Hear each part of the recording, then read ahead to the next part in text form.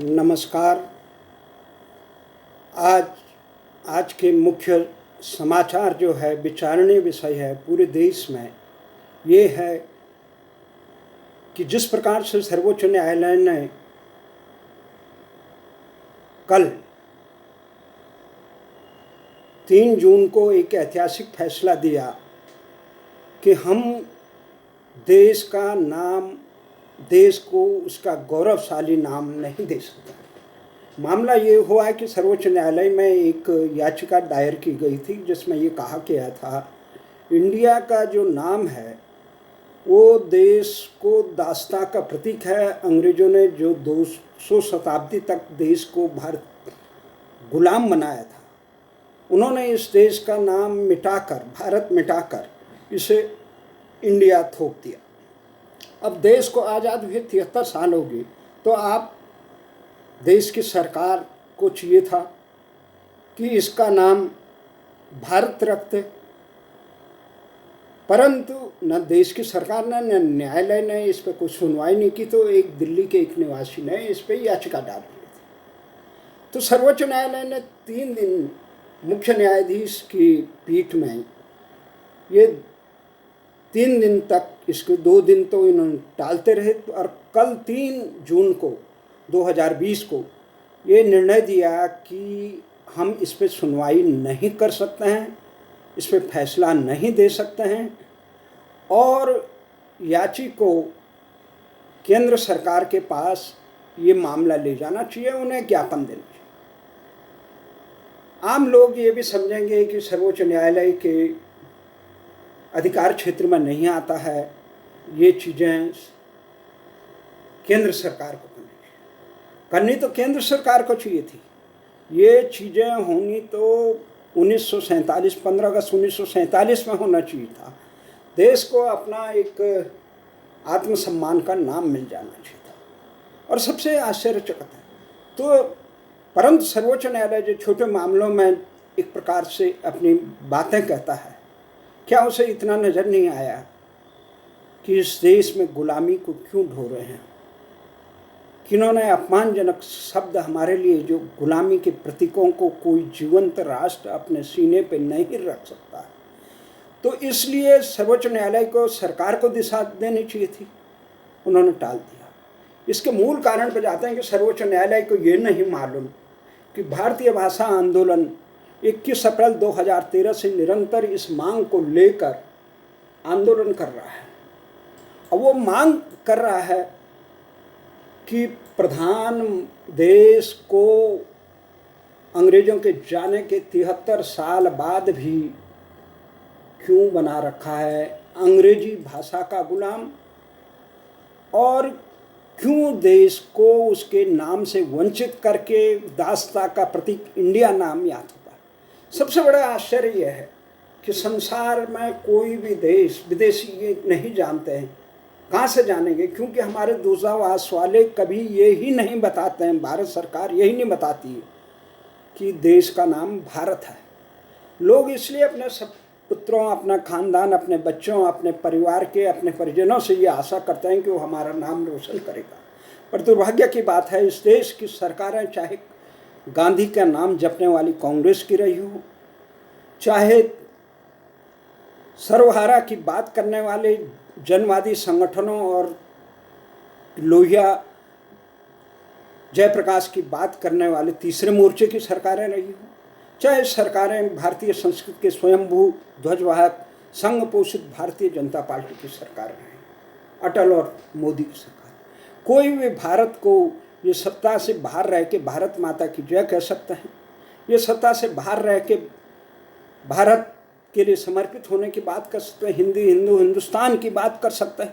पहले की सत्ता पे आने के बाद India rising now, signing now, और इंडिया के नाम पे सारी योजनाएं चलाता है, जबकि कोई भी जीवंत राष्ट्र कलंक के टीकों को माथे पे नहीं लगाता है। भारतीय भाषा आंदोलन जो 2013 से 21 अप्रैल 2013 से देश को अंग्रेजी व इंडिया की गुलामी से मुक्त करने की मांग को लेकर संसद की चौखट, जंतर मंतर पर निरंतर धरना दे रही थी। तत्कालीन मनमोहन सरकार और उसके बाद मोदी की सरकार आई, किसी के कान में जूं तक नहीं लगी। कई ज्ञापन किए, पर 21 अप्रैल से लेकर 2013 से लेकर 30 अक्टूबर 2018 तक जंतर मंतर पर लोकशाही की बात करने वाली तमाम दल की सरकारों ने जब जंतर मंतर पर धरनों पर प्रतिबंध लगा के, वो भी क्या, हरित प्राधिकरण के नाम पे भारत में लोकशाही में जनता अपनी आवाज़ ना उठा पाए, उन्हें वहाँ से बेदखल किया। और वो शासन प्रशासन ने पुलिस या दमन करके किया। तब न भारतीय जनता पार्टी, जो कांग्रेस के लिए आपातकाल की रोना रोती है, उन्होंने आवाज़ उठाई, न कांग्रेस ने उठाई, न अन्य पार्टियों ने उठाई। सब मूक रहे। आंदोलनकारियों को कभी रामला मैदान खदेड़ा गया, जब वहाँ गए तो पुलिस प्रशासन ने कहा कि हमारे पास कोई ऐसा जगह देने के लिए न जगह है और न जगह देने के लिए आदेश आया। न्यायालय में एक प्रकार से गुमराह किया गया कि हमने आंदोलनकारियों के लिए रामला मैदान दिया। उसके बाद आंदोलनकारी शहीद भगत सिंह के शहीद पार्क में जाते हैं, कुछ महीने तक वहाँ पे रहते हैं, पर वहाँ के बाद फिर संसद मार्ग पे आते हैं, वहाँ धरना देते हैं। पर सर्वोच्च न्यायालय में एक फरियाद किसी ने फरियाद की, तो सर्वोच्च न्यायालय ने सरकार को डपट के कहा कि जंतर मंतर और बोट क्लब आंदोलन की जगह है, इसे आप रोक नहीं सकते, ये संवैधानिक अधिकार है। सरकार के कानों में जूं नहीं रहेगी और इसके लिए आप स्थान और समय और क्या क्या होना चाहिए उसको निर्धारित करें। पर वहाँ पे आए, उसके बाद जंतर मंतर पे भारतीय भाषा आंदोलन ने फिर धरना शुरू किया। तो 27 दिसंबर तक, 27 दिसंबर 2018 तक जंतर मंतर चला। वो भी जब भारतीय भाषा आंदोलन ने ट्वीट करके लगा कि अभी तक सर्वोच्च न्यायालय के आदेश के बावजूद नई दिल्ली नगर पालिका ने अभी तक वहाँ पर बोर्ड नहीं हटाया, वो पट नहीं हटाया जिसमें लिखा था कि यहाँ पे धरना देना अवैध है। तो इस प्रकार वहाँ दिया। उसके बाद सरकारों में इतनी नैतिकता न रही कि देश में लोकशाही के जो ध्वजवाहक आते हैं वो देश की विभिन्न जन समस्याओं को उठा के यहाँ आते हैं। जब उनके प्रांतों में, उनके जनपदों में, उनके स्थानों पर उनकी सरकारें, न्यायालय से, तमाम से जब लोग निराश होते हैं तो केंद्र सरकार के पास गुहार लगाने आते हैं। ये गुहार लगाने की परंपरा लोकशाही से लेकर, राजशाही से लेकर तमाम निष्ठुरशाही, निरंकुशशाही में भी थी। वो सरकारें भी, वो शासक भी आवाज़ सुनते थे। परंतु दुर्भाग्य है कि भारतीय जनता पार्टी की सरकार जो आपातकाल का विरोध करती थी, जो उसे लोकतंत्र कहते हैं, उसके शासनकाल में प्रतिदिन आवाज़ उठाना भी बंद कर दिया। पुलिस प्रशासन ने भारतीय भाषा आंदोलन को प्रतिदिन आंदोलन के लिए इजाज़त नहीं दी। जब पुलिस प्रशासन ने तंग किया तो भारतीय भाषा आंदोलन मजबूर होकर 28 दिसंबर 2018 से प्रतिदिन राष्ट्रीय धरना स्थल जंतर मंतर से प्रधानमंत्री कार्यालय तक पदयात्रा करते हुए प्रधानमंत्री को इस आशय का ज्ञापन दिया, क्यों आज भी 73 साल बाद भी देश को अंग्रेजी और इंडिया का गुलाम बना रखा है, क्यों देश की अभिव्यक्ति की स्वतंत्रता पर अंकुश लगा रखा है। उसके बाद चुनाव हुए, चुनाव में आचार संहिता हुई, कुछ समय तक स्थगित हुई। उसके बाद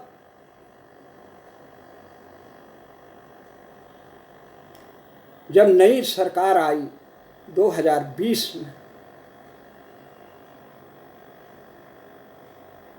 तो 19 मार्च 2020 तक वही प्रतिदिन सर्दी गर्मी कार्य दिवस पर हो, आंधी तूफान हो, लू हो, भारतीय भाषा आंदोलन राष्ट्रीय धरना स्थल जंतर मंतर से पदयात्रा करते हुए प्रधानमंत्री कार्यालय तक जाता था और वहाँ पर ज्ञापन। बस शर्मनाक बात है कि अधिकांश अखबारों ने इसको नहीं छोड़ा। केवल एक दो अखबार थे, राष्ट्रीय सहारा से लेकर दैनिक भास्कर जैसे अखबार रहे, उन्होंने इस आवाज़ को देखा, यूनिवार्ता से इस का वो हुआ। परंतु दुर्भाग्य है, देश की तथा कथित लोकतंत्र के ध्वजवाहक स्तंभ कहने वाले पत्रकार भारत की कि आत्मसम्मान को, लोकशाही को, मानवाधिकारों की निर्मम हत्या हो रही है सरेआम, उस पर एक शब्द न बोलने के लिए तैयार थे, न लिखने के तैयार। प्रधानमंत्री कार्यालय से कई बार इसकी मांग की। भारतीय संस्कृति और भारतीय सम्मान की रक्षा करने की बात करने वाली मोदी सरकार ने भी उनसे मिलने का भी अनुरोध किया, परंतु इसके बावजूद न वहाँ से इस मंत्रालय को कागज भेज दिया, उस मंत्रालय को कागज भेज दिया, रिजल्ट शून्य। एक अंधमोह इंडिया के प्रति भारत बोलने में शर्म आती है जिन सरकारों को कलंक के टीके को सर माथे पर लगाना आता है। तो हमारा ये सब मानना है कि देश को उसकी भाषा और उसके नाम से वंचित करना राष्ट्रद्रोह है, और इस द्रोह में देश की तमाम सरकारें 1947 के बाद से लेकर 2020 तक की, आज तक की सारी सरकारें जिम्मेदार हैं। अगर एक जीवंत राष्ट्र था, संसार में ऐसा कोई देश नहीं है, चाहे रूस हो, चीन हो, जापान हो, फ्रांस हो, जर्मनी हो, इटली हो, इंडोनेशिया हो, इजराइल हो, कोरिया हो, कोई भी देश विदेशी भाषा का और विदेशी नाम को अपने सर माथे पर नहीं रखता। आपने ये केवल भाषा की बात नहीं, कि ये क्या कारण है कि देश में सर्वोच्च, इस देश में 73 साल में एक सबसे बड़ा विश्वासघात, राष्ट्रघात, इस देश के लाखों शहीदों की शहादत के साथ जो निर्ममता से खिलवाड़ किया गया, वो ये है कि जिन अंग्रेजों ने 200 साल तक इस देश को निर्ममता से गुलाम बनाया, जिन अंग्रेजों ने इस देश के लाखों सपूतों को कत्लेआम किया, जिसमें भगत सिंह से लेकर राजगुरु से लेकर तमाम ढींगरा से लेकर तमाम वो शहीद रहे, जिन्होंने लाखों लोगों ने यातना सही, जिन अंग्रेजों ने इस देश के करोड़ों अरबों रुपयों की, अरबों खरबों की संपत्ति को लूट कर इंग्लैंड के विकास के लिए लगाया, उन लुटेरे अंग्रेजों की भाषा को इस देश में बनाए रखने का एक षड्यंत्र किया गया, वो राष्ट्रद्रोह से कम नहीं है। देश के नाम को मिटाना एक राष्ट्रद्रोह से कम नहीं है। इसके लिए भारतीय भाषा आंदोलन ने अध्यक्ष देव सिंह रावत के नेतृत्व में ये निरंतर एक अखंड ज्योति जलाई, जो प्रधानमंत्री के दरवाजे तक निरंतर कई महीनों तक ये आवाज़ लगाई।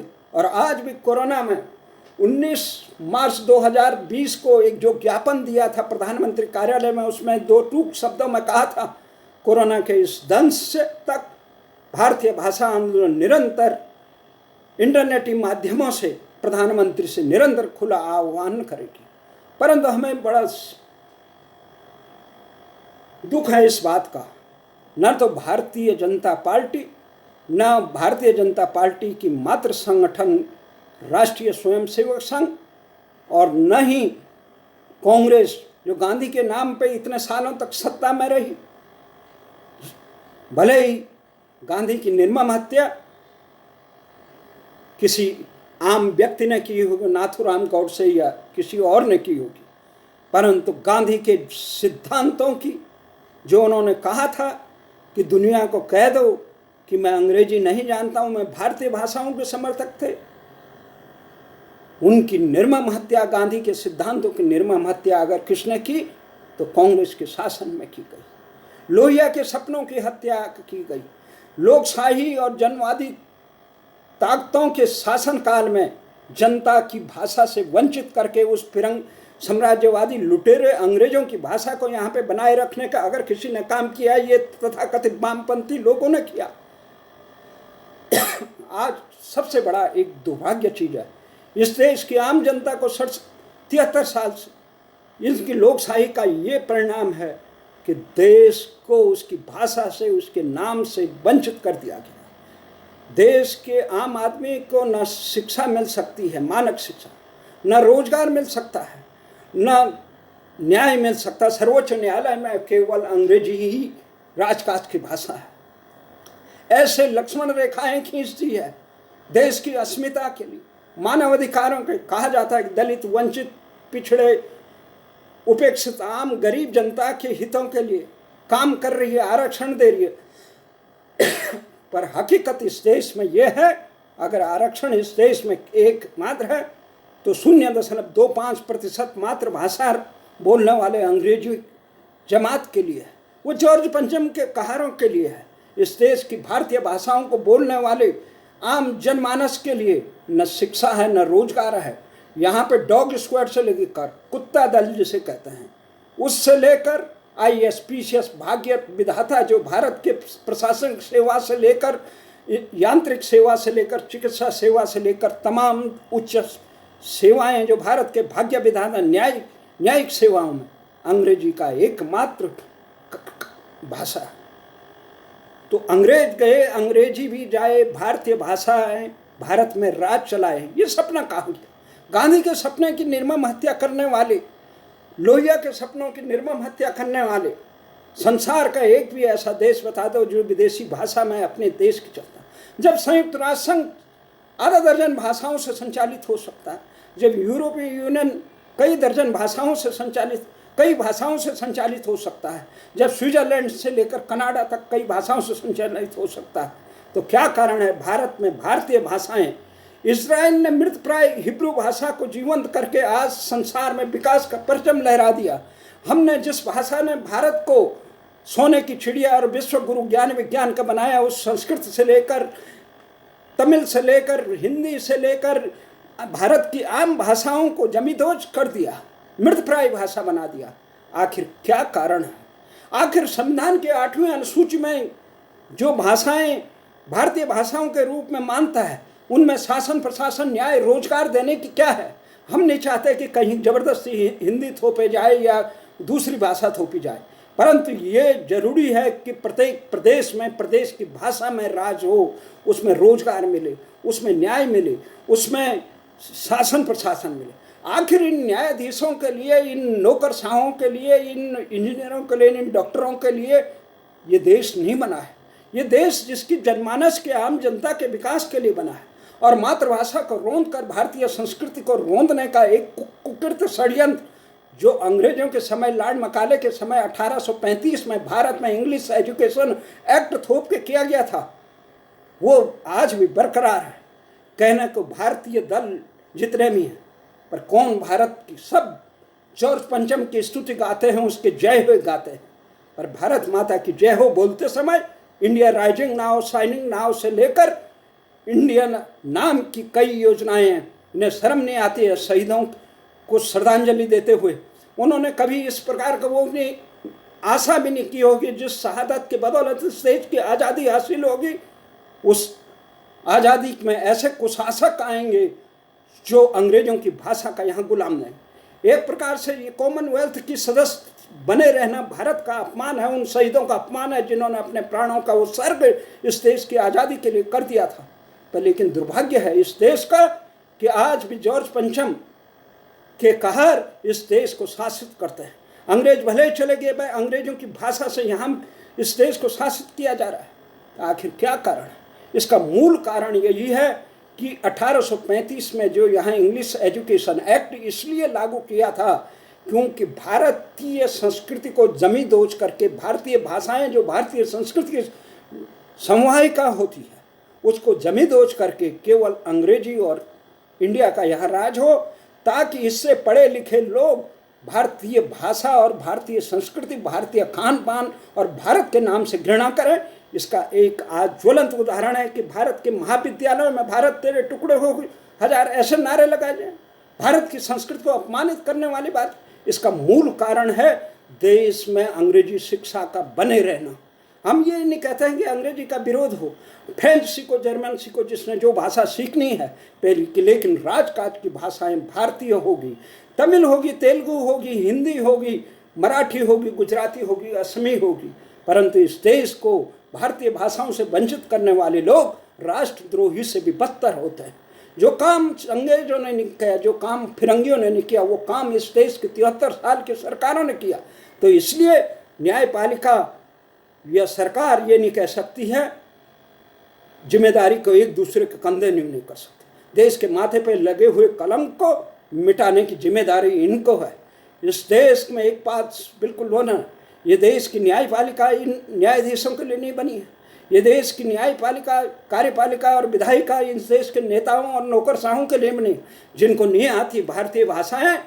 कोई ज़रूरत नहीं है देश को एक रत्ती भर पल के लिए, उनकी ज़रूरत नहीं है।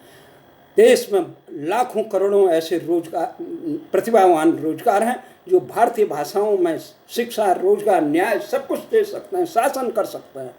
जो लोग अपनी लोकशाही में जनादेश मांगते समय भारतीय भाषाओं का प्रयोग करते हैं, वो शासन में बैठते ही फिरंगियों की औलाद कैसे हो सकती है? इनको रोकना होगा।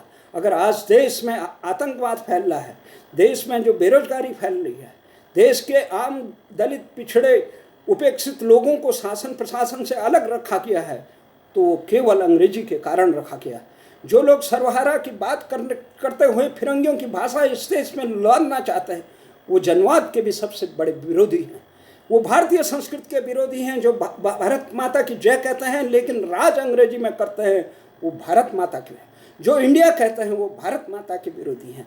इसलिए गांधी और सुभाष से लेकर लोहिया की बात करने वाले अगर सच्चे अर्थों में शास्त्रा में रहने के बाद शासन भारतीय भाषाओं में नहीं करते हैं, भारत का नाम भारत नहीं करते, इन्हें एक पल भी इस देश में खड़े रहने की ज़रूरत नहीं है। इस देश को इस प्रकार के आस्तीन के सांपों की ज़रूरत नहीं। मुझे आशा है देर सवेर भारत का जनमानस जागेगा। आज जिस प्रकार से भारत का नाम भारत करने के लिए लोगों में एक ललक लगी, पर लोगों को ये नहीं पता इस आवाज़ को उठाने के लिए भारतीय भाषा आंदोलन 6-7 साल से आंदोलन कर रही है, पर लेकिन नौकरशाही के कान में रू नहीं रुक। आने वाले समय में मुझे आशा ही नहीं है, पूर्ण विश्वास है, भारत के नौनिहाल जागेंगे, इस अंग्रेजी कलंक को मिटाने का काम करेंगे। जिन्होंने इस देश को फ्रांस, जर्मन से, इसराइल से लेकर सारे देश अपनी भाषा में उन्नति कर सकते हैं, और हम उन लुटेरे अंग्रेजों का कलंक अपने माथे पे लगाए रहे। धिक्कार है ऐसे 138 करोड़ मानवाधिकारों की निर्मम हत्या करने वाले, भारतीय संस्कृति की हत्या करने वाले इस देश में एक पल भी अंग्रेजी का शासन और भारत का नाम इंडिया रखना सबसे बड़ा राष्ट्रद्रोह है। अगर कोई जीवन सरकार है तो इसे तुरंत इसे दूर करना चाहिए। जय भारत, जय हिंद।